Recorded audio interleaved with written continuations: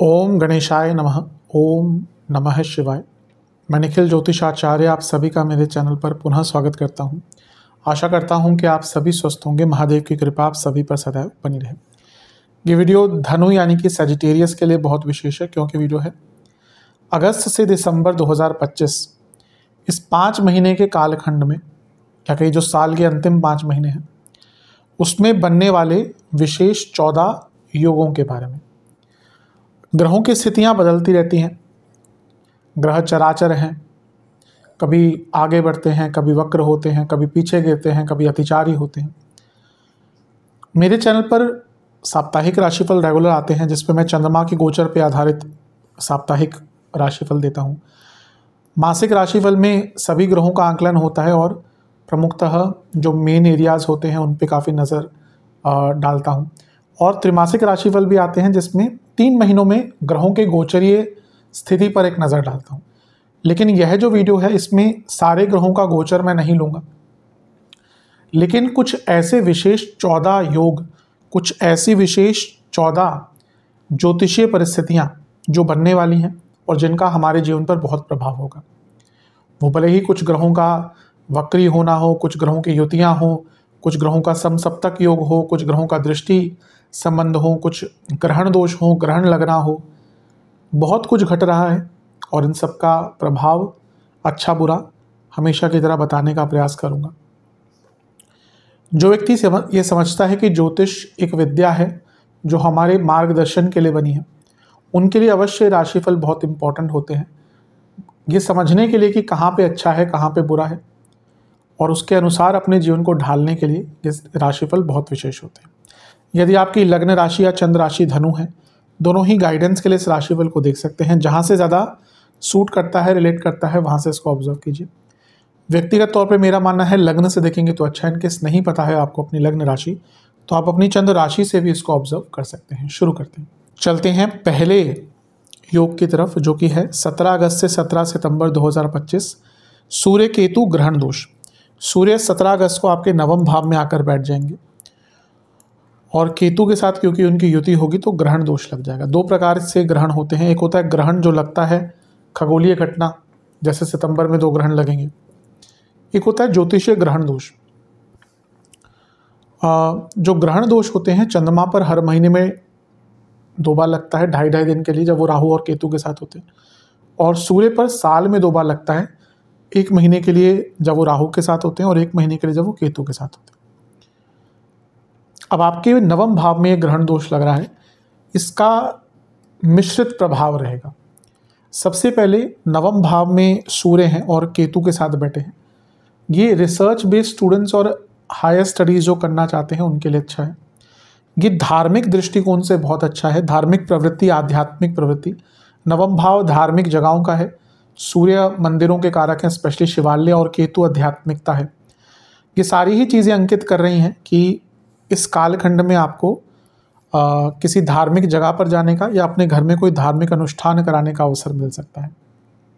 लेकिन नवम भाव पिताजी का है, नवम भाव बॉसेस का है, और नवमेश है सूर्य, तो ग्रहण नवम में लग रहा है, ग्रहण नवमेश पे लग रहा है। यहाँ से पहला तो भाग्य का बहुत साथ नहीं मिलता, बॉसेस से कॉन्टिन्यूस प्रॉब्लम रहेगी। आप देखेंगे ये 1 महीना बॉसेस कॉन्टिन्यूसली आपको तंग करेंगे, और पिताजी की सेहत के लिए भी अच्छा नहीं। केतु क्योंकि साथ में बैठ गए ना, और तो पिताजी की सेहत के लिए अच्छा नहीं। अगर उनको ऑलरेडी कोई हेल्थ इश्यूज चल रहे हैं तो यहाँ पे बहुत ज़्यादा ध्यान देने की आवश्यकता है। आपके संबंध भी उनसे बिगड़ सकते हैं, लेकिन उससे ज़्यादा इम्पॉर्टेंट उनकी सेहत है। उनकी सेहत पर बहुत ध्यान दीजिएगा। जैसे मैंने कहा, अगर ऑलरेडी उनको कोई हेल्थ इश्यूज़ हैं तो ये 1 महीना उनके लिए काफ़ी कष्टकारी हो सकता है। बॉसेस से मतभेद बहुत हो सकते हैं, बॉसेस से मिसकम्युनिकेशन बहुत हो सकते हैं। तो अपने स्तर पर क्या करना है, मतभेद नहीं करने, कम्युनिकेशन गैप अच्छा रखना है, और जितना हो सके अपने गुरु के सानिध्य में रहिएगा। नवम भाव गुरु का होता है, और जितना हो सके धार्मिक रहिएगा। ये कभी कभी जब ऐसे चीज़ें होती हैं तो हमारा जो धर्म है, हमारी जो पूजा पाठ है, वही हमें बचाती है। प्रभाव तो आएगा। मैं हमेशा ये चीज़ भी बताता हूँ कि उपाय कोई जादू टोना नहीं है। आप कोई भी उपाय कर लीजिए, कितने से बड़ा अनुष्ठान कर लीजिए, उसका प्रभाव ये नहीं होता कि वो चीज़ें एकदम रातों रात ठीक हो जाएगी। हाँ, उस जो नेगेटिव ऊर्जा है उसको कम करने में अवश्य उपाय हेल्प करते हैं। तो यहाँ पे पूजा पाठ कीजिए, गुरु के सानिध्य में रहिए। ये जो सूर्य का प्रभाव है, ग्रहण दोष का प्रभाव है, कम होगा। अपनी भी सेहत पर ध्यान दीजिएगा। आपको भी हड्डियों आदि की प्रॉब्लम, जोड़ों का दर्द और इवन जिनको कार्डियक के इश्यूज़ हैं उनको भी काफ़ी ध्यान देना। तो ये ग्रहण दोष थोड़ा सा मिश्रित सा ही आपके लिए दिख रहा है। चलते हैं दूसरे योग की तरफ, जो कि है 21 अगस्त से 30 अगस्त लक्ष्मी नारायण योग। लक्ष्मी नारायण योग कब बनता है? जब शुक्र बुध साथ में आते हैं। वैसे देखा जाए शुक्र बुध आसपास ही रहते हैं, युति भी उनकी साल में होती है कभी ना कभी, लेकिन एक दूसरे से बहुत दूर नहीं जाते। कारण यह है कि सूर्य आपके जो ग्रह हैं, बुध जो है वो हमेशा सूर्य के या तो साथ में मिलेंगे आपको, या मैक्सिमम एक ग्रह एक भाव आगे एक भाव पीछे, और शुक्र या तो आपको सूर्य के साथ ही मिलेंगे या मैक्सिमम दो भाव आगे और 2 भाव पीछे, इससे ज़्यादा नहीं जा सकते। इसीलिए शुक्र बुध साथ में ही होते हैं, कई बार बल्कि आसपास ही दिखते हैं, और कभी उनकी युति भी होती ही है साल में। यहाँ पे जो युति हो रही है वो अष्टम भाव में हो रही है और एक शुभ राशि में हो रही है। अष्टम भाव में शुक्र बुध लक्ष्मी नारायण योग, ये अचानक से धन प्राप्ति की ओर इशारा करता है। पैतृक संपत्ति, स्पेकुलेटिव मार्केट्स, 2 नंबर का पैसा, इसमें वृद्धि बहुत अचानक से हो सकती है। और अगर हम आपके लिए दोनों ग्रहों की बात करें तो बुध जो है वो सप्तमेश हैं और दशमेश हैं, शुक्र जो है वो लाभेश हैं और छठे घर के स्वामी हैं। शुक्र यहाँ पर विपरीत राजयोग बना रहे हैं। तो अगर आपकी प्रमोशन रुकी हुई थी बहुत टाइम से, यहाँ पे प्रमोशन के योग आपके बन जाते हैं। बिजनेस में कुछ डील अटक रही थी, कोई पैसा अटक रहा था, कोई काम अटक रहा था, वो कार्य पूर्ण हो सकता है। और क्योंकि दशमेश है बुध और लाभेश हैं शुक्र, और ये 10वें से 11वें में बैठ गए, sudden income change, sudden income hike, let's say कि आपको परफॉर्मेंस बोनस शायद मिल जाए, या कंपनीज़ की तरफ से आजकल बहुत चीज़ें दी जाती हैं, जो बड़ी कंपनियां, शेयर्स दिए जाते हैं, अलग अलग चीज़ें दी जाती हैं, उससे भी लाभ प्राप्त हो सकता है। और इवन ये जॉब चेंज का बहुत अच्छा योग है, क्योंकि अष्टम भाव है ना, चेंज दिखाता है। तो 10वें घर का स्वामी लाभ स्थान के स्वामी के साथ अपने से 11वें में लग्न से अष्टम में बैठ गया, सडन बहुत प्रॉपर और डिफाइंड जॉब ऑफर आ सकता है, यानी कि जो बहुत आपके लिए लाभकारी रहेगा। हो सकता है इससे पहले आप बहुत ट्राई किया, आपने बहुत जगह पे जॉब इंटरव्यूज दिए, कुछ नहीं हो रहा, वहीं से हो सकता है कोई एक एम्प्लॉयर बोले कि भाई हमने आपसे बात करी थी, उस टाइम तो नहीं हम क्लियर थे, यहाँ पे हमारे पास क्लैरिटी है, हम आपको ये ऑफ़र कर सकते हैं। और यकीन मानिए इस टाइम पे अगर आपके पास जॉब चेंज का ऑफ़र आता है तो एक अच्छा, सुखद और एक ऐसा जॉब ऑफ़र होगा जो आपके लिए बहुत लाभप्रद होगा। और यहाँ पे जब दोनों ही आते हैं तो जैसा मैंने कहा शुभता, क्योंकि ये शुभ ग्रह हैं दोनों, तो जीवन में थोड़ी कंसिस्टेंसी भी आती है। ये जो ग्रहण दोष लगा था उसका प्रभाव भी कम होगा। और इवन साधनाओं के लिए तो ठीक है, बस ध्यान दीजिएगा शुक्र अष्टम में बुध के साथ ये व्यक्ति के ऊपर तांत्रिक क्रियाएं हो जाती हैं। हर व्यक्ति के ऊपर उसका प्रभाव नहीं दिखता, लेकिन जिसकी कुंडली वीक है, चंद्रमा बहुत वीक है, तंत्र के लिए हमें कुछ और चीज़ें भी देखनी पड़ती हैं, जो उपग्रह हैं, गुलिक आदि है, मांदी है, और भी चीज़ें देखनी पड़ती। तो अब क्योंकि वो कुंडली पे विशेष देखना पड़ता है उसका प्रभाव। लेकिन अगर आपको लगता है कि पहले भी आपके ऊपर ऐसा कुछ प्रभाव रहा है, तो जो भी तंत्रोक्त जगहें हैं, तंत्र की जगहें हैं, वो पीपल का पेड़ हो, चौराहा हो, काली मंदिर हो, भैरव जी के मंदिर हो, तो इन जगहों पे इस टाइम के लिए एटलीस्ट कुछ टाइम के लिए दूर रहिएगा। अदरवाइज तो ये शुभता बढ़ाने वाला, और ये दोनों ही ग्रह मिलकर धन स्थान को देखेंगे तो धन की वृद्धि तो यहाँ पर निश्चित है ही आपके लिए। चलते हैं तीसरे योग की तरफ, जो कि है 7 सितंबर 2025 चंद्र ग्रहण कुंभ राशि में। चंद्र ग्रहण लगता है पूर्णिमा पर, सूर्य ग्रहण लगता है अमावस्या पर। तो जब सूर्य से सप्तम में चंद्रमा होंगे, राहु के प्रभाव में होंगे, तो चंद्र ग्रहण लगेगा। ये साल का तीसरा ग्रहण होगा, दूसरा चंद्र ग्रहण होगा। एक जितना मुझे याद है मार्च में लगा था। ग्रहण दोष हो या ग्रहण हो, प्रभाव रहता है। चंद्र ग्रहण का प्रभाव मानसिक चीज़ों पर 1 महीने तक रहता है। अब हर जगह पर ग्रहण अच्छा नहीं होता, हर जगह पर बुरा नहीं होता। तीसरे घर में लगने वाला चंद्र ग्रहण उतना बुरा नहीं होता। पहली अच्छी चीज़ यह है, हिम्मत रहेगी बड़े डिसीजन लेने के लिए। यहाँ पर सूर्य का प्रभाव भी और बुध का प्रभाव भी है, तो बिजनेस में और करियर में कुछ चेंजेस लाने थे बिजनेस में कुछ नए प्रोडक्ट सर्विसेज लॉन्च करने थे, नया बिजनेस स्टार्ट करना था, हमेशा मन में डर था। यहाँ वो समय है कि आप वो डर से उबर कर कुछ नया डिसीजन ले सकते हैं। और तीसरे 10वें घर के स्वामी बुध भी हैं, उनकी दृष्टि भी है यहाँ पर, यानी कि करियर में भी कुछ बड़े स्टेप्स, बड़े रिस्क लेने का मौका है। अपने अंदर क्षमता रहेगी बदलाव लाने की, अपने प्रॉब्लम्स के अनकन्वेंशनल रास्ते ढूंढ पाएंगे और आगे बढ़ने के बहुत अलग प्रकार से मौके आपको मिलेंगे। ये ग्रहण नॉर्मल नहीं होता, तो यहाँ पे तरीके और रिजल्ट्स भी नॉर्मल नहीं होते। तो अपने आप को फ्लेक्सिबल रखिएगा, जीवन के हर एरिया में बदलाव का मौका आपको ये ग्रहण देख के जाएगा। लेकिन क्योंकि तीसरे घर में ग्रहण लग रहा है, भाई बहनों से संबंध बिगड़ सकते हैं, भाई बहनों की तबीयत खराब हो सकती है। और एक चीज़ जो बहुत दिक्कत देगी वो है कम्युनिकेशन, क्योंकि चंद्रमा पर ग्रहण है, मनोभाव जो है वो आप व्यक्त नहीं कर पाएंगे और इसका इम्पैक्ट थोड़ा तो करियर पर भी पड़ेगा ही, पर अपितु इसका ज़्यादा प्रभाव आपके पर्सनल लाइफ पर पड़ेगा, क्योंकि आपकी जो भावनाएं हैं वो आप व्यक्त गलत तरीके से करेंगे और उसके कारण काफ़ी नेगेटिव इम्पैक्ट आ सकता है। तो इन सारी ही चीज़ों पर आपको बहुत ज़्यादा ध्यान देने की आवश्यकता है। ये चंद्र ग्रहण उतना बुरा नहीं है, लेकिन जो नेगेटिव कहा उस पर ध्यान दीजिएगा। अचानक से यात्राओं के प्लान मत बनाइएगा और कुछ ऐसी जगहों पर जाने से बचिएगा जो थोड़ा सा सेंसिटिव है या डेंजरस है। मैं ये यंग बच्चों के लिए ज़्यादा कह रहा हूँ इस टाइम पे, जैसे कुछ एडवेंचरस स्पोर्ट्स वगैरह हो गए, ट्रैकिंग हो गई, उस चीज़ से थोड़ा सा बचिएगा, अपने आप को बचा के रखिएगा। अदरवाइज तो थोड़ा अच्छा प्रभाव इसके आपको, इस ग्रहण का आपको देखने को अवश्य प्राप्त होगा। चलते हैं चौथे विशेष योग की तरफ, जो कि है 13 सितंबर से 27 अक्टूबर मंगल गुरु राहु त्रिकोण योग। मंगल 13 सितंबर को राशि बदलकर आपके 11वें घर यानी कि तुला में आ जाएंगे। त्रिकोण योग कैसे बना गुरु राहु का? गुरु की दृष्टि है, राहु की दृष्टि है, राहु की दृष्टि मंगल पर भी है, गुरु पर भी है, गुरु की दृष्टि मंगल पर भी है, राहु पर भी है। तो ये त्रिकोणीय एक योग बन गया। और वैसे भी मैं हमेशा कहता हूँ, दृष्टि हो ना हो, त्रिकोण में बैठे ग्रह एक दूसरे पर प्रभाव बहुत डालते हैं। अब मंगल का 11वें घर में आना अच्छा होता है, मंगल का 11वें घर में आना बहुत शुभ माना जाता है, बहुत अच्छा इसको माना जाता है, क्योंकि वो आपके लक्ष्मी स्थान के स्वामी हैं, पंचम के स्वामी लाभ स्थान में आते हैं। धन वृद्धि, करियर में वृद्धि, बिजनेस में पैसा बढ़ना सब दिखाता है। 12वें घर के स्वामी लाभ स्थान में विदेश में जॉब प्राप्ति, विदेश से काम, विदेश से लाभ, सब कुछ दिखाता है। क्योंकि मंगल पंचमेश है, 12वें घर के स्वामी भी हैं और राहु का प्रभाव भी है। जो बच्चे विदेश जाना चाहते थे उनके लिए पीरियड बहुत अच्छा रहेगा। यहाँ पे गुरु की दृष्टि भी है और गुरु लग्नेश है। अच्छा, गुरु 18 अक्टूबर तक ही देखेंगे, उसके बाद वो राशि बदल लेंगे, बस वो अंकित कर दिया मैंने।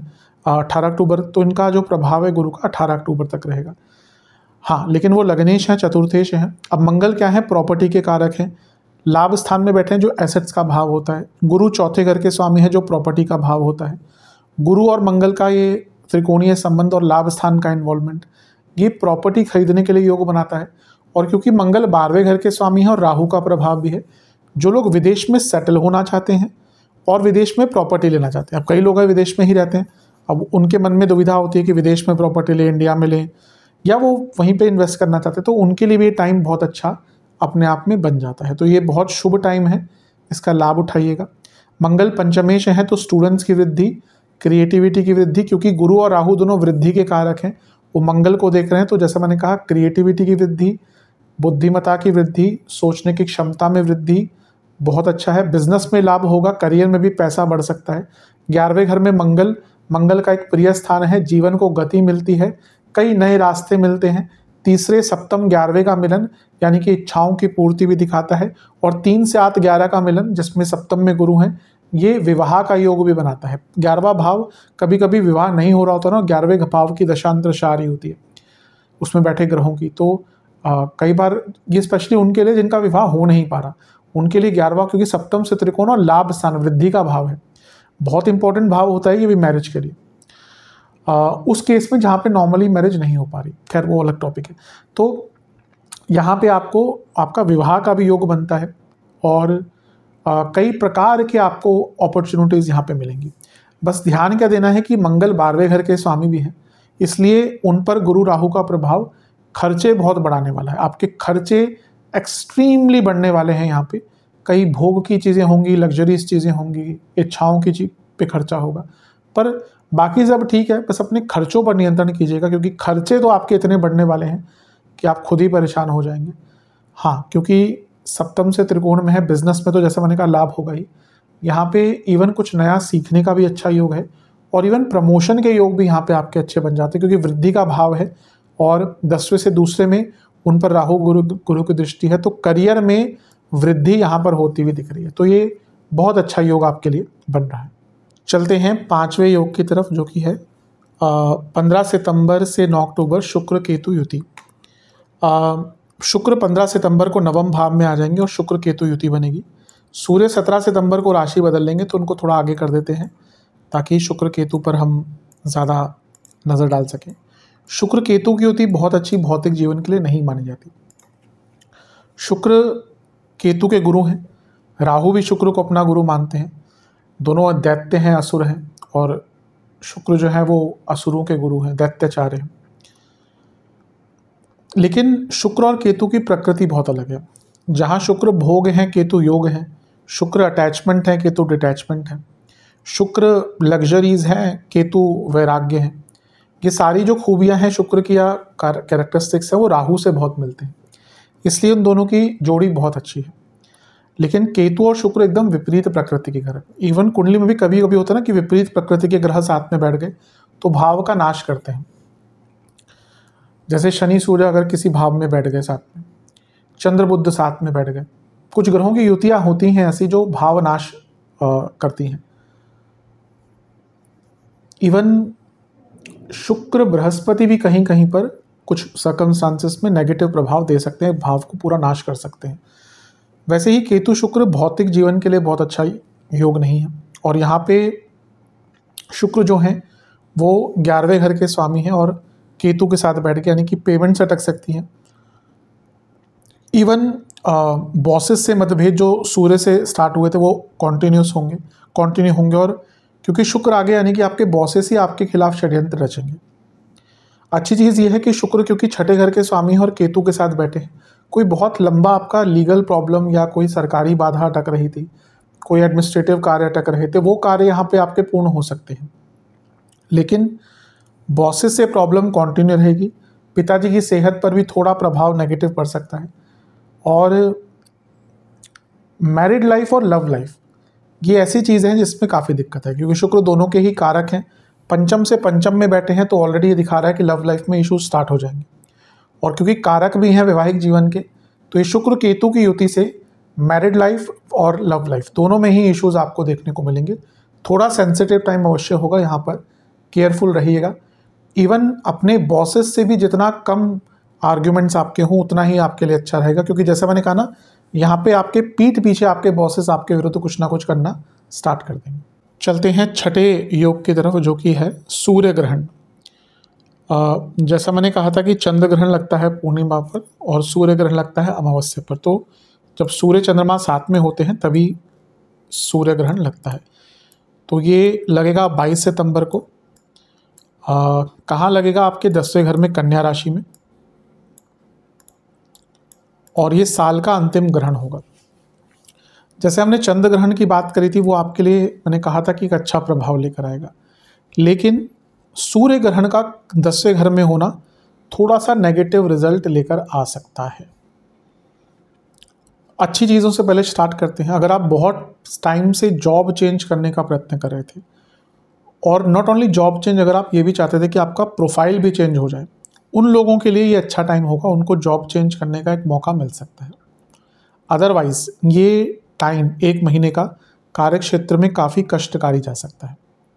10वें घर में ग्रहण यानी कि गलतियाँ, एक अनिश्चितता, अनसर्टेनिटी, ये जब ग्रहण लग रहा है तो इसमें दशमेश भी इन्वॉल्व हैं, बुध भी, उन पे ग्रहण नहीं लग रहा लेकिन इन्वॉल्व है वो। और सूर्य क्या है? 10वें से 12वें के स्वामी, चंद्र क्या है? अष्टम के स्वामी। जिनकी कुंडली ठीक ठाक है उनको केवल, या दशा अंतशा ठीक ठाक है, उनको केवल कार्य क्षेत्र में प्रॉब्लम्स आएंगी, यानी कि गलतियां हो सकती हैं, बहस हो सकती है, थोड़ा सा नाम खराब हो सकता है, स्ट्रेस बहुत रहेगा। लेकिन अगर कुंडली में इस समय बहुत बुरी दशाएं चल रही हैं, चंद्रमा की ही है, सूर्य की है, केतु की है, बुध की है, जो पीड़ित हैं, चंद्रमा भी अगर पीड़ित हैं, बुध भी अगर पीड़ित हैं, इनकी दशा अंतरदशा प्रत्यंतर चल रही है, तो यहाँ पे जॉब जाने के कुछ योग बन जाते हैं। मुझे याद है मैंने मार्च में भी जब ग्रहण की बात करी थी, मैंने बताया था जॉब जाएगी, कई लोगों की जॉब जाएगी, और बहुत लोगों की जॉब, मेरे पास खुद कंसल्टेशन इतनी सारी आई थी, जो कभी कुछ लोगों के तो एग्जैक्ट उस डेट पे गए थे, 29 मार्च को आई थिंक, जब शनि का गोचर भी होता है, ग्रहण लगा था, कई लोगों की जॉब्स वहाँ पे गई, क्योंकि वो भी आई थिंक या तो जितना मुझे याद है, हाँ, द्विसभाव ही राशि में लगा था, मीन में ही लगा था, तो कन्या वालों के लिए, मिथुन वालों के लिए बहुत जॉब्स गई थी, धनु वालों के लिए भी जॉब गई थी।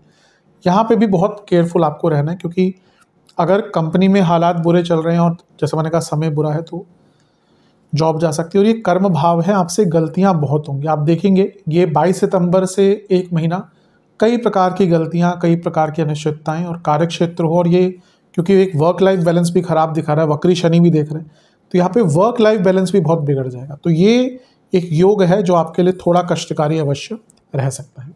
चलते हैं 7वें योग की तरफ, जो कि है 9 अक्टूबर से 2 नवंबर 2025, शुक्र नीच के और शनि के साथ समसप्तक योग। शुक्र की युति होगी सूर्य से, लेकिन उससे इम्पोर्टेंट चीज़ है कि वो नीच के हो जाएंगे। सूर्य से तो यहाँ पे उनकी युति 17 तारीख के आसपास तक रहेगी। नीच का ग्रह, मैं हमेशा कहता हूँ, कोई बुरा नहीं होता, बस कुछ प्रभाव थोड़ा सा उनका होता है जो नेगेटिव रहता है, क्योंकि शुक्र लाभ स्थान के स्वामी हैं, 10वें घर में आ रहे हैं, तो एक करियर में लाभ दिखाता है। जो एक प्रभाव इससे पहले ग्रहण का आया था, उस पर भी थोड़ा सा अंकुश लगेगा। कुछ लोगों की अगर जॉब चली गई थी तो जॉब दोबारा प्राप्ति के योग आएंगे। शुक्र अर्थ त्रिकोण के स्वामी है, 10वें घर में आ रहे हैं, तो करियर में जो उथल पुथल मची थी ग्रहण के कारण, वो शुक्र के यहाँ पे आने से कम हो जाएगी। जैसे मैंने कहा लाभ स्थान के स्वामी है, तो करियर में वृद्धि, ये कर्म क्षेत्र है, तो जो मैंने कहा ना, वो जो अनिश्चितता ग्रहण की आई थी 22 सितंबर से 9 अक्टूबर के बाद, उन चीज़ों में काफ़ी कमी आएगी। तो ये ठीक है, आपके लिए कोई बहुत बुरा नहीं है। हाँ, नीच के हैं तो यहाँ पे मैरिड लाइफ में थोड़ी प्रॉब्लम स्पेशली इन लॉज के कारण आएगी। ये वो टाइम होगा, एक महीना, क्या कहिए 9 अक्टूबर से 2 नवंबर, जहाँ पे आपके इन लॉज आपको बहुत तंग करेंगे, इन लॉज के कारण दिक्कत काफ़ी आएगी। और कार्य क्षेत्र में ऑफिस पॉलिटिक्स, ये ऐसी चीज़ें हैं जो इस शुक्र की युति से थोड़ा सा तंग करेंगे आपको। अदरवाइज ठीक है, शुक्र लाभेश भी हैं और यहाँ से चौथे घर को देख रहे हैं, तो इवन प्रॉपर्टी खरीदने के योग भी बन जाते हैं। और क्योंकि सूर्य के साथ बैठे हैं और छठे घर के स्वामी हैं, प्रॉपर्टी संबंधित कुछ काम पूरे करवाने हैं, लीगल कार्य, रजिस्ट्री करानी है, म्यूटेशन करानी है, नाम चढ़वाना है, उन कार्यों के लिए भी ये टाइम अच्छा है आपका। तो शुक्र का जो ये जो नीच का होना है, बहुत ज़्यादा बुरा प्रभाव नहीं। हाँ, मैरिड लाइफ में इन लॉज, ऑफिस पॉलिटिक्स, ये चीज़ें थोड़ा सा तंग अवश्य करेंगे। चलते हैं 8वें विशेष योग की तरफ, जो कि है सूर्य का नीच का होना और उन पर राहु का दृष्टि संबंध। सूर्य 17 अक्टूबर को आपके 11वें घर में आ जाएंगे और नीच के हो जाएंगे, तुला में चले जाएंगे, और उन पर राहु का प्रभाव भी रहेगा। गुरु का भी होगा, लेकिन गुरु अगले दिन ही राशि बदलेंगे, तो उनका ज़्यादा इम्पैक्ट रहेगा नहीं। 11वें घर के सूर्य अच्छा रिजल्ट देते हैं, भले ही नीच के हैं। मैं हमेशा कहता हूँ नीच का ग्रह भौतिक रूप से बहुत अच्छा होता है, तो यहाँ पे वो कुछ टाइम के लिए मंगल के साथ भी रहेंगे, बुध के साथ भी रहेंगे। तो मंगल आपके पंचमेश हैं, लक्ष्मी स्थान के स्वामी हैं, सूर्य भी लक्ष्मी स्थान के स्वामी है, और बुध कर्मेश और सप्तमेश हैं। तो ये बहुत अच्छा लाभ योग बन रहा है। सूर्य का नीच का होना, 11वें घर में आना, अचानक से लाभ, करियर में, बिजनेस में लाभ, स्पेकुलेटिव मार्केट से लाभ, पैसे कमाने के नए मौके, सब आपको देके जाएगा। इवन विदेश से भी लाभ बहुत अच्छा प्राप्त हो सकता है। बस ध्यान क्या देना है कि सूर्य नीच के हैं, तो सरकारी बाधाएं, सरकारी कामों का अटकना, बॉसेस से प्रॉब्लम निरंतर बनी रहेगी। अदरवाइज ये जो सूर्य का नीच का होना, ये आपके लिए ठीक ही है। ये आपके भाग्येश हैं सूर्य, और वो लाभ स्थान में बैठ रहे हैं, भले ही नीच के हैं, कोई बात नहीं, लेकिन हाँ, ये है कि भाग्य बहुत साथ देगा। पिताजी से मतभेद हो सकते हैं, और मैं ये कहूँगा कि ना, धार्मिक चीज़ों के लिए भी जब बात करें, कुछ बोलें, टिप्पणी करें, बहुत केयरफुल होकर। यहाँ पे कभी कभी व्यक्ति ना धार्मिक चीज़ों को लेकर कुछ ऐसी चीज़ बोल देता है और फिर वाद विवाद हो जाता है या कुछ बहस हो जाती है। 11वें घर में इतने सारे ग्रह और सूर्य मंगल भी साथ में होंगे, ये थोड़ा सा लालच दिखाता है। नीच का सूर्य 11वें घर में लालच दिखाता है। व्यक्ति की जो चेष्टाएं हैं, व्यक्ति की जो इच्छाएं हैं, वो बहुत ज़्यादा बढ़ जाती हैं, और उसको कंट्रोल ना कर पाने के कारण भी प्रॉब्लम्स होती हैं। और यही चीज़ सीधा राहु का प्रभाव भी दिखा रहा है। विदेश से पैसा, विदेश से लाभ, विदेश में जॉब करते हैं, विदेश संबंधित जॉब करते हैं, सब में लाभ मिलेगा। लेकिन राहु का प्रभाव इतने सारे ग्रहों पर सूर्य के साथ, यानी कि अपनी इच्छाओं पर नियंत्रण नहीं कर पाएंगे, और उसके कारण कुछ गलत कार्य कर सकते हैं। अदरवाइज देखा जाए कई जगहों पर इस गोचर का अच्छा ही रिजल्ट आपको देखने पड़ेगा। करियर हो, बिजनेस हो, लाभ मिलेगा। स्टूडेंट्स के लिए भी बहुत अच्छा है, सारे ग्रह मिलकर पंचम को देखेंगे तो स्टूडेंट्स के लिए भी बहुत अच्छा है। हाँ, लव लाइफ पर इसका नेगेटिव इम्पैक्ट हो सकता है, क्योंकि पंचम पर सूर्य मंगल का प्रभाव लव लाइफ में अचानक से लड़ाई झगड़े करवा सकता है। अदरवाइज ये उतना बुरा नहीं रहेगा और अच्छे रिजल्ट इसमें आपको देखने को मिलेंगे। चलते हैं नवे योग की तरफ, जो कि है 18 अक्टूबर से 5 दिसंबर गुरु का राशि परिवर्तन। गुरु कर्क में आ जाएंगे 5 दिसंबर तक। यहाँ पे ध्यान देने वाली बात यह है कि यहाँ पे वो 11 नवंबर को वक्री हो जाएंगे। और मैं हर वीडियो में बताता आया हूँ, क्योंकि हर लग्न राशि वाले लोग अलग होते हैं, तो जो बृहस्पति को लेकर भ्रांति फैलाई जा रही है। कुछ लोग जो ज्योतिष हैं कि नहीं मैं नहीं जानता, लेकिन वीडियोस अवश्य बनाते हैं ज्योतिष पर, वो कह रहे हैं कि अगले 7 साल तक गुरु अतिचारी रहेंगे। ये संभव नहीं है। ग्रह का अतिचारी और वक्री होना उसका सूर्य से एक दूरी पर डिपेंड करता है, निर्भर करता है। सूर्य के जब ग्रह पास आते रहता है तो वो अतिचारी हो जाता है, जब दूर जाता रहता है तो या सूर्य उनसे दूर जाते हैं तो वो वक्री होते हैं। बृहस्पति हर साल अतिचारी होते हैं, हर साल वक्री होते हैं। शनि के साथ भी सेम है, हर साल अतिचारी होते हैं और हर साल वक्री होते हैं।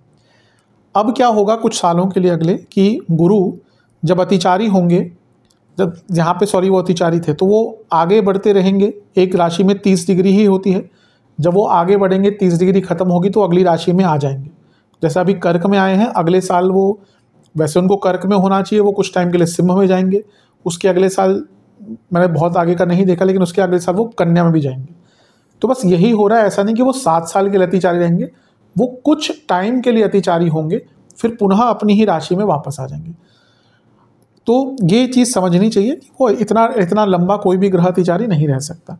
हाँ, ये है कि वो कुछ टाइम के लिए कर्क में आ रहे हैं और कर्क में बहुत आगे नहीं जाएंगे, 0 डिग्री कुछ मिनट्स पे ही रहेंगे। कुछ टाइम बाद वो स्लो हो जाएंगे और 5 दिसंबर को वापस आ जाएंगे, 11 नवंबर को वक्री हो जाएंगे। हाँ, लेकिन इसका ये मतलब नहीं है कि इसका कुछ अलग प्रभाव नहीं मिलेगा। एक ग्रह अपने नॉर्मल परिस्थिति से हटकर आगे आया है और वो उच्च का भी हो गया, तो इसका एक अच्छा प्रभाव कुछ टाइम के लिए मिल सकता है। पहला, लग्नेश का अष्टम में आना जीवन में, और उच्च का होना जीवन में जो आपका जो काम अटक रहे थे, पाबंदियां थी आपके ऊपर, फंस गए थे आप किसी चीज़ में, उससे निकलने के रास्ते मिल सकते हैं। क्योंकि गुरु यहाँ से उच्च के होकर धन स्थान को देखेंगे। खुद धन के कारक हैं, भाग्य के कारक है। पैसा बहुत अचानक से आ सकता है, पैतृक संपत्ति से लाभ, अचानक से धन, 8-12 का मिलन, विदेश से लाभ और गुप्त धन की वृद्धि। और यहाँ से चौथे घर को देखेंगे, ये पुनः एंसेस्ट्रल प्रॉपर्टी का लाभ, बहुत कुछ नया करने का अवसर भी आपको देकर जाएगा। तो ये गुरु का अष्टम में आना अचानक से अच्छा रिजल्ट देकर जाएगा। इवन बहुत कुछ नया सीखने का मौका, और जैसे मैंने कहा जीवन में नए रास्ते यहाँ पे अवश्य खुलेंगे। वक्री होंगे तो चीज़ें बदलेंगी, लेकिन एटलीस्ट 18 अक्टूबर से 11 नवंबर जीवन में बहुत कुछ नया करने का और बहुत शुभ अवसर आपको प्राप्त होंगे अपने जीवन को बदलने के लिए।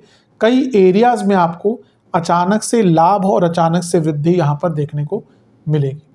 चलते हैं 10वें योग की तरफ, जो कि है 10 नवंबर से 29 नवंबर मंगल बुध की युति, लेकिन इसमें बुध वक्री, मेनली बुध वक्री का प्रभाव है और उन पर गुरु की दृष्टि, जो खुद अगले ही दिन यानी कि 11 नवंबर से वक्री हो जाएंगे। यहाँ पे एक चीज़ बता देता हूँ, मैं उसको ज़्यादा अंकित नहीं करूँगा, लेकिन ये बुध जो वक्री हैं, ये पीछे जाते जाते कुछ टाइम के लिए पतित हो जाएंगे, आई थिंक 24-25 नवंबर के आसपास। लेकिन मेनली ये है कि वो वक्री रहेंगे 29 नवंबर तक। अब देखिए 12वें घर में मंगल के साथ बुध, और बुध क्या है, आपके मार्केश हैं, बाधकेश हैं, 10वें घर के स्वामी भी हैं। और मंगल की अगर हम बात करें 12वें घर के स्वामी हैं। अब 10वें घर के स्वामी 12वें घर के स्वामी के साथ 12वें घर में ये विदेश में जॉब प्राप्ति का योग दिखाता है, और इवन सडनली आपको कुछ ऑफर बाहर से मिल सकता है। इवन अगर आप किसी MNC में काम करते हैं तो यहाँ पे आपको अपनी कंपनी की तरफ से भी विदेश में जाने का अवसर मिल सकता है। यहाँ पे ध्यान ये देना है कि वक्री गुरु भी देख रहे हैं और बुध भी वक्री हैं। बुध क्योंकि दशमेश हैं, गुरु लग्नेश हैं, ये 2 चीज़ों में नेगेटिव इम्पैक्ट देगा। पहला, करियर में आपसे, ठीक है जॉब चेंज की अलग बात है, विदेश में जॉब की अलग बात है, पहला आपसे गलतियाँ बहुत होंगी, आपका फोकस एकदम हट जाएगा। ये करियर में भी होगा, जीवन में भी होगा। बुध बौद्धिक क्षमता है, गुरु जो है ना वो आपकी ओवरऑल हम देखें कि ज्ञान है आपका, तो इन दोनों का वक्री होना, एक दूसरे से त्रिकोण में बैठना और एक का 8वें में एक का 12वें में बैठना, यानी कि बहुत गलतियां होने की संभावना। ये जो 20 दिन होंगे ना, वैसे भी आप देखें ना जब बुध वक्री होते हैं ओवरऑल आप लोगों को देखिए, लोग बहुत गलतियां करते हैं, कम्युनिकेशन प्रॉब्लम होती है, लोग लड़ते झगड़ते हैं एक दूसरे से कम्युनिकेशन गैप के कारण। यहाँ पे दोनों ही वक्र अवस्था के होंगे तो ये काफ़ी कष्टकारी हो सकता है। कुछ लोगों के लिए जॉब जाने के पुनः योग यहाँ पे बनेंगे, क्योंकि 10वें घर के स्वामी वक्री हुए और एक वक्री ग्रह देख रहा है उनको, और ये 8-12 का मिलन हुआ।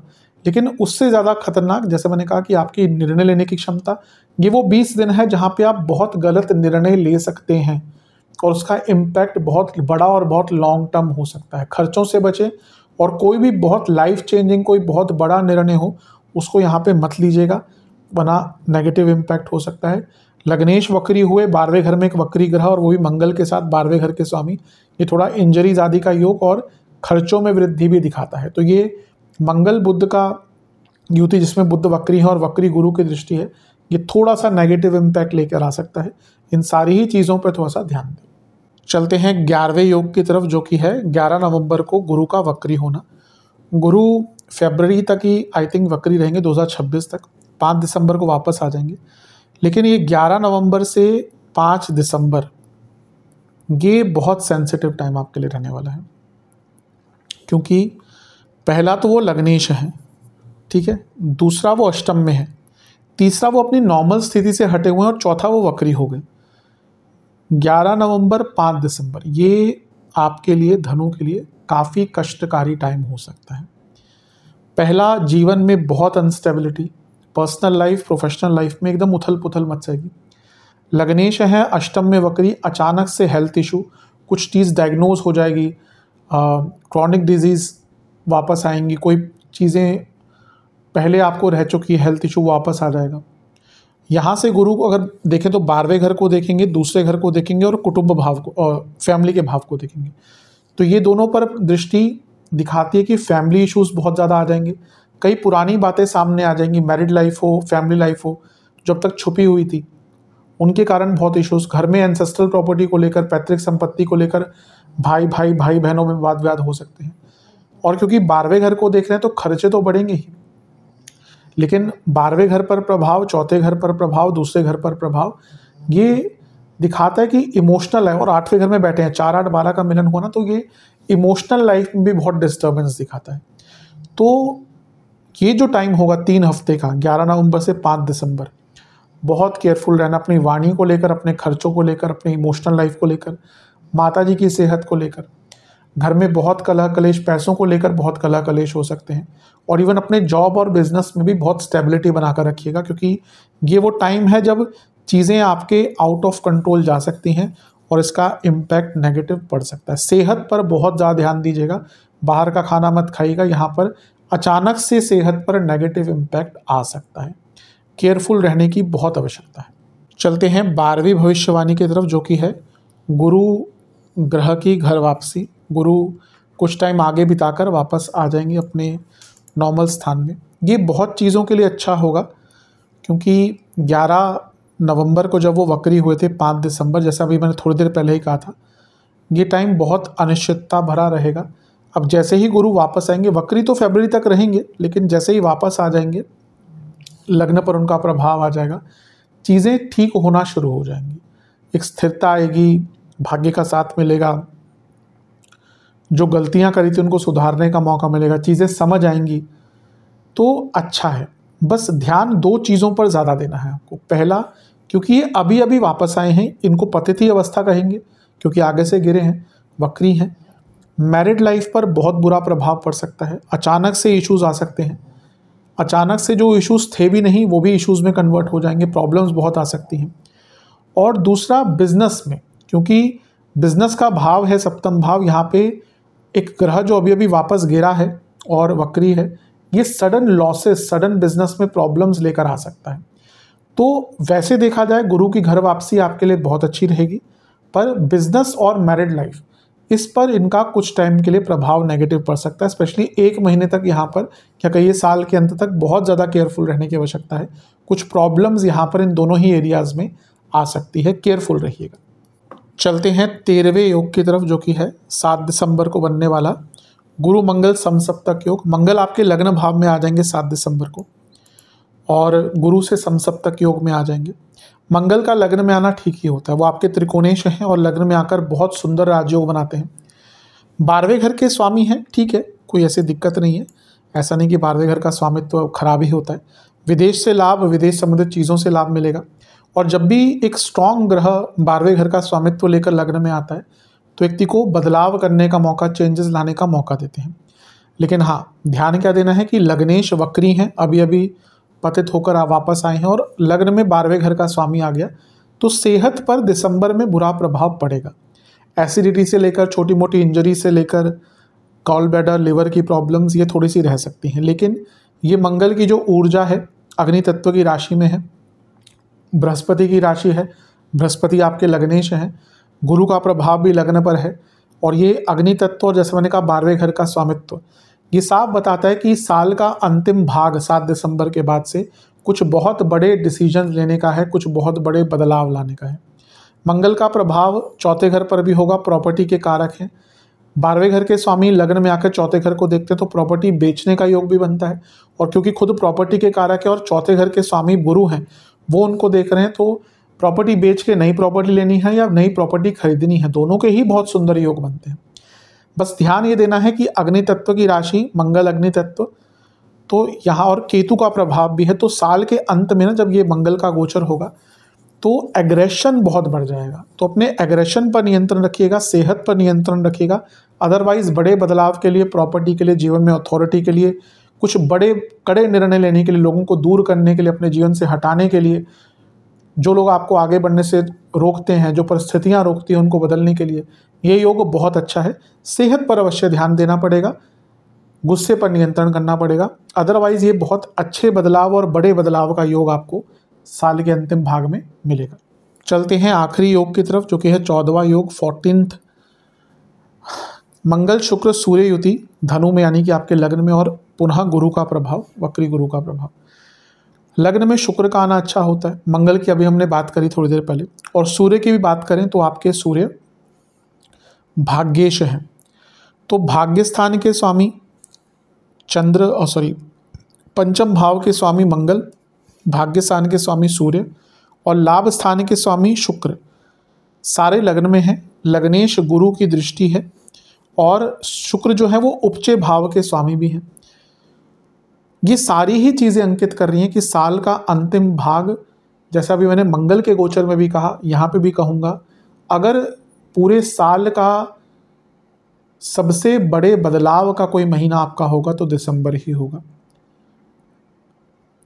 कई ऐसी प्रॉब्लम्स जिसका निवारण नहीं मिल रहा था वो मिलेगा। धन तो बढ़ के ही रहेगा, 2 लक्ष्मी स्थान के स्वामी लग्न में हैं और लाभेश हैं, क्योंकि ये सारे ग्रह मिलकर सप्तम को देखेंगे। बिजनेस में वृद्धि, बिजनेस नया खोलने का बिजनेस का योग, बिजनेस को बढ़ाने का योग, बिजनेस में पार्टनर्स और इन्वेस्टर सब कुछ, और प्रमोशन का बहुत अच्छा योग है क्योंकि सप्तम भाव में गुरु बैठे हैं, लग्नेश हैं। जिनका बहुत ड्यू प्रमोशन था ना वो भी होगा और प्रमोशन के चांसेस भी बनेंगे। सप्तम पर मंगल की दृष्टि है, सूर्य की दृष्टि जो कारक हैं प्रमोशंस के, शुक्र की दृष्टि जो लाभेश हैं। सारी ही चीज़ें बता रही हैं कि आपके लिए बहुत अच्छा टाइम है। भौतिक रूप से करियर हो, बिजनेस हो, मंगल सूर्य लग्न में और मंगल पंचमेश है, स्टूडेंट्स के लिए बहुत अच्छा है। और इवन कई जो कार्य आपके पैसों के अटक रहे थे उसमें भी लाभ मिलेगा। शुक्र का लग्न में आना, लग्नेश से दृष्ट होना यानी कि गुरु से दृष्ट होना और लग्नेश को देखना, सप्तम को देखना, ये विवाह के भी बहुत सुंदर योग बनाता है। क्योंकि मंगल पंचमेश हैं, जो लोग लव लाइफ से, रिलेशनशिप से मैरिड लाइफ की तरफ बढ़ना चाहते हैं उनके लिए भी बहुत अच्छा है। लेकिन इसका नेगेटिव इम्पैक्ट मैरिड लाइफ पर रहेगा। सप्तम में वक्री गुरु हैं, इतने सारे ग्रहों का प्रभाव, जिसमें से सप्तम से 12वें के स्वामी शुक्र भी हैं। हमेशा कहता हूँ छठा भाव बहुत खतरनाक होता है मैरिड लाइफ के लिए। सूर्य विच्छेदीकरण दूर करने वाले ग्रह, मंगल दोष बनाकर बैठे हैं 12वें घर, तो मैरिड लाइफ पर बुरा प्रभाव रहेगा। और सेहत फिर से कहूँगा बहुत केयरफुल रहने की आवश्यकता है। लग्नेश वक्री एक नेगेटिव चीज़, लग्न में 12वें घर के स्वामी मंगल, लग्न में रोग भाव के स्वामी शुक्र। तो 12वें और छठे का मिलन लग्न में, ये सारा अंकित कर रहा है कि साल के अंत में इंजरीज, फिर से कहूँगा, हेल्थ इश्यूज, डॉक्टर्स के चक्कर, बीपी की problem, hormonal problems, gall bladder, liver, kidney, तो हेल्थ वाइज थोड़ा सा सेंसिटिव है, बाकी तो बहुत अच्छे प्रभाव आपको मिलेंगे। तो ये 14 विशेष योग हैं जिसका इम्पैक्ट बहुत ज़्यादा आपके जीवन पर रहने वाला है। इनकी विवेचना मैंने अपने स्तर पर करने का प्रयास किया। जो भी अच्छी चीज़ें हैं उनका लाभ उठाइए, बुरी चीज़ों से बच के रहिए। अब उपाय पर नज़र डालते हैं। उपाय की बात कर लेते हैं। एक पात्र में दूध, गंगा जल, गुलाब जल, शहद, सफ़ेद तिल मिलाकर शिवलिंग का अभिषेक करें, फिर गंगा जल से अभिषेक करें, सफ़ेद पुष्प की माला, केसर और चंदन का तिलक लगाएं, 2 प्रकार के फल का भोग लगाएं, केसर युक्त खीर का भोग लगाएं महादेव को, 4 घी के दिए, 4 सरसों के तेल के दिए अर्पण करें, और रुद्र गायत्री मंत्र ओम तत्पुरुषाय विद्महे महादेवाय धीमहि तन्नो रुद्रः प्रचोदयात्, इसका जाप करें 108 बार। किसी भी शिव मंदिर में शिव चालीसा या शिव पुराण की पुस्तक का दान करें, और किसी भी मंदिर में आटे का, गेहूं के आटे का, गुड़ का, चावल और दूध का दान करें। ये उपाय कर लेंगे तो अवश्य बहुत लाभ मिलेंगे। आशा करता हूँ कि वीडियो काम आएगी। चैनल पर नए हैं, सब्सक्राइब कीजिए, वीडियो को लाइक कीजिए। मिलता हूँ अगली वीडियो में, तब तक के लिए ओम नमः शिवाय।